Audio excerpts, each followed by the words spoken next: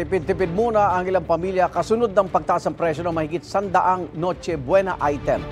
Ang ilan, mamimili na raw agad dahil lalo pat itong tataas habang papalapit ang Pasko.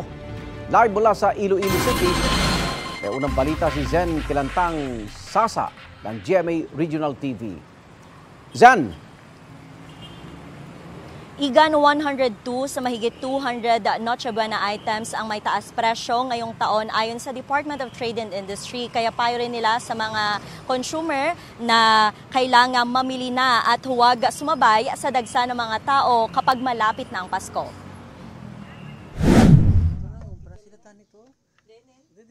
Pahirapan ang pamilya La Rosa sa Tigum Pavia na pagkasyahin ang 250 pesos na kita kada araw na kita ng padre de pamilya nila sa pamamasada ng e-bike.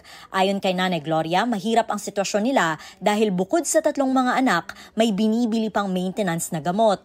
Dahil sa mataas na presyo ng mga bilihin, malungkot daw na ipagdiriwang ng pamilya ang Pasko. Ay lang, butang lang kanan, mga ano-ano lang rin. Pero ibakal mo mga prutas, why kakwartam, pigado. Sa budget naman na 2,000 pesos ni Mary Jane para sa birthday ng anak, iilan lang ang nabili niyang ingredients para sa spaghetti at fruit salad. Plano niyang maaga pa lang ay mamili na ng panghanda sa Noche Buena habang hindi pa gaanong mataas ang presyo ng mga ito. Tama gid ka mahal gid man eh. Nga baraklan eh. Te makan mo sa una, giniling mo makabakal ka o spaghetti daw. Makaluto ka pa 2 ka 3 kilo, 2 kilo, tatila daw ko mo, isa lang ka kilo, itamara ka mahal. Kapin pa mga sauce na kag mga panakot na abi. Nagpalabas ng 2024 Noche Buena Price Guide ang Department of Trade and Industry bilang gabay sa mga mamimili para sa nalalapit na holiday season.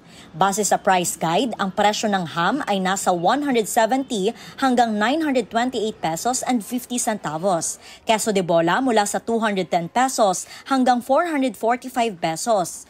Ang fruit cocktail ay mahigit 61 pesos pataas. Cheese, 56 pesos hanggang 310 pesos.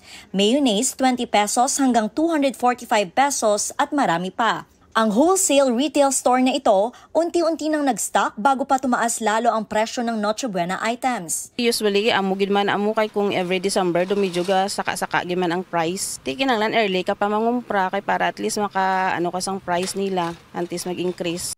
Ngayon, umaabot na sa 70 hanggang 73 pesos ang presyo ng all-purpose cream, ang cheese 55 hanggang 57 pesos at fruit cocktail 120 pesos. Igan, pinaalalahanan ng DTI ang mga consumer na gawing basehan ang price guide upang maging wais sa pamimili ng Noche Buena items. Epektibo ang price guide hanggang sa December 31. Igan? Maraming salamat, Zen Kilantang Sasa ng GMA Regional TV.